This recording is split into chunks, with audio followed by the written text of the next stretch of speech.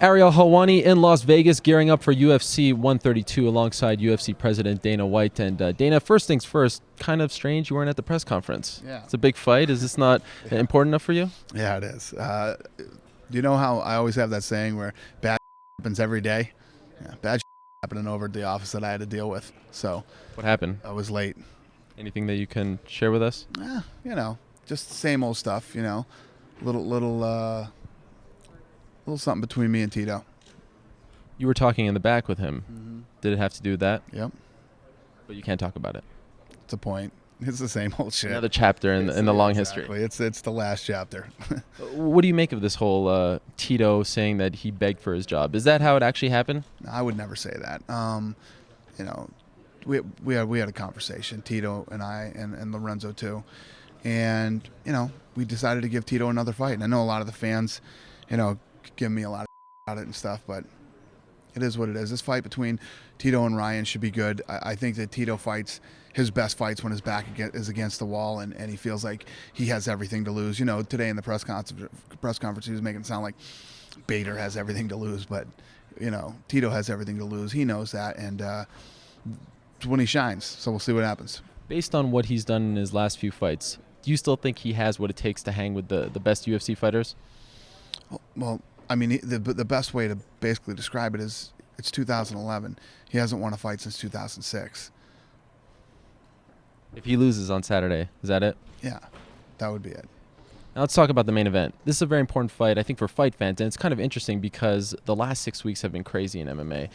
Every weekend there's been either a UFC or Strikeforce event, and probably the best fight of them all is the last one that's happening in this whole stretch, Cruz versus Faber. Do you feel as though it's gone the attention that it deserves because there's been so much leading up to this point? I don't think it's because there's been so much leading up to this point. I think we're in one of those positions again where these lighter weight guys just don't have the exposure that the guys who have been around for a long time do. And it's going to happen. These guys have worked hard. They've worked hard their whole career. I expect a great fight on Saturday night because I love the attitude with these two. They both don't like each other. They know they don't like each other. They're cool with that. And basically, like Faber said today, listen, we're two alphas and we're going to figure out who the real tough guy is and who isn't. That's what he said basically today. And I love stuff like that. I think that's going to be a fun fight. And when you promote these new weight classes, you almost have to, for lack of a better term, like take a step back because people don't know them maybe as much as Tito or Vanderlei, but you need to build them up and put them in front of everyone. And then maybe in a few fights, then people will start buying those shows. We stay true to the sport, and the way that it works is you don't put the title fight, no matter what weight class it is, below anybody that isn't fight for a title. These guys are the main event. They've earned their dues. They pay their dues. They've earned their respect, and they deserve to have this top billing on Saturday night.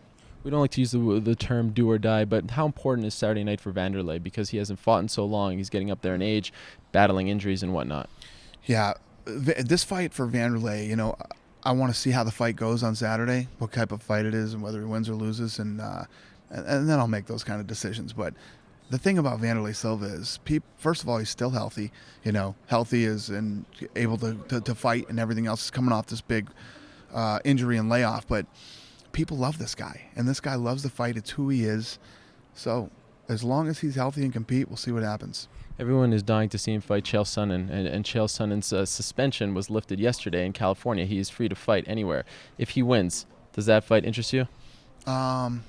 Yeah, I mean, Chael Sonnen, I think a lot of people want to see Chael Sonnen fight, so we'll see what happens. Any idea when he will return?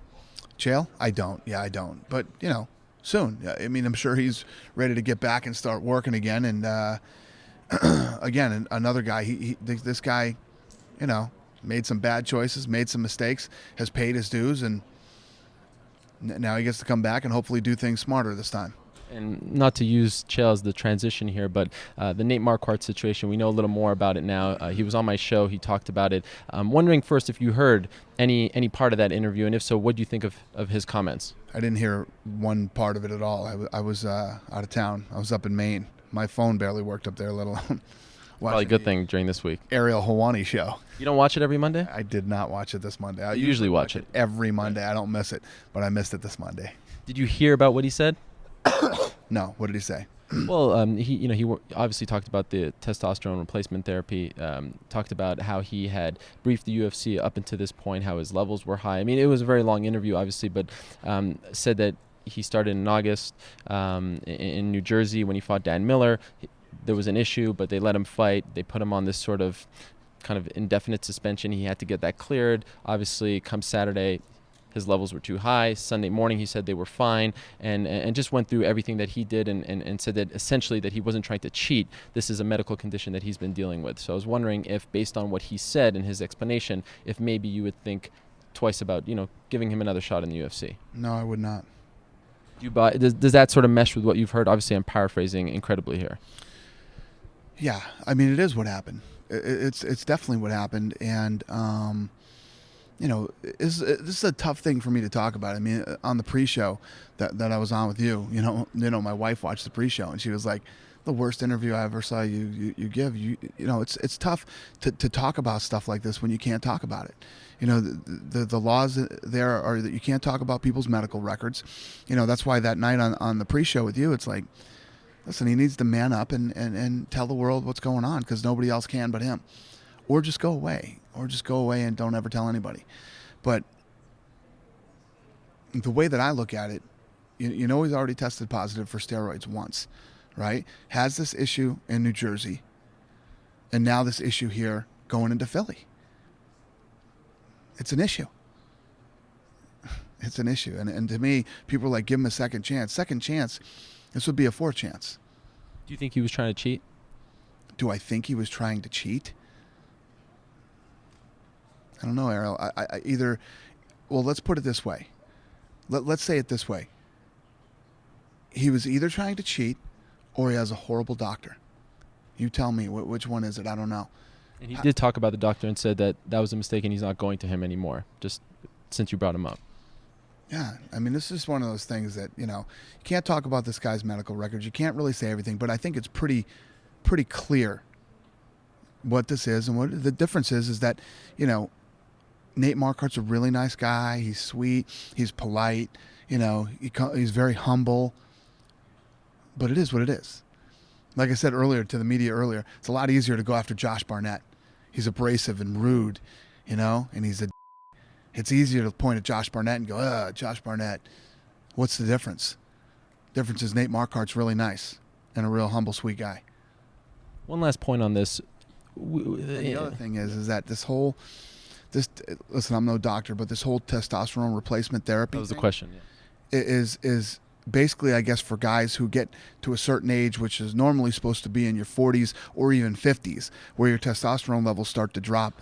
So they give you just a little bit to keep a young man's level.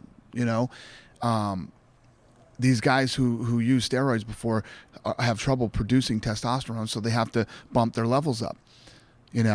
But when your levels get bumped above what it normally should be, that's performance enhancing, as far as I'm concerned, and I'm sure as far as many athletic commissions are concerned.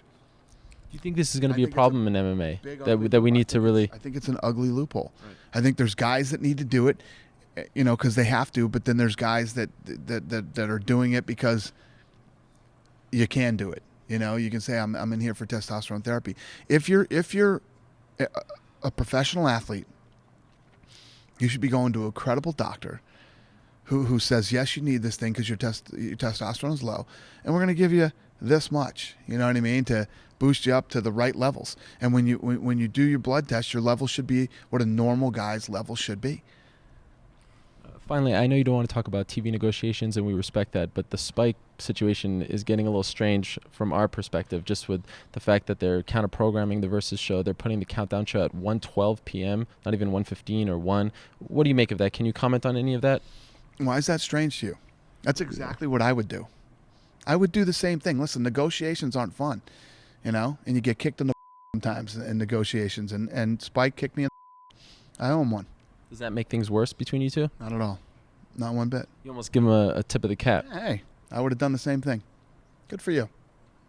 All right. UFC 132 goes down this Saturday night live from the MGM Grand Garden Arena in Las Vegas. Dominick Cruz defending his UFC bantamweight title against Uriah Faber. Thanks for the time, Dana. All right, buddy.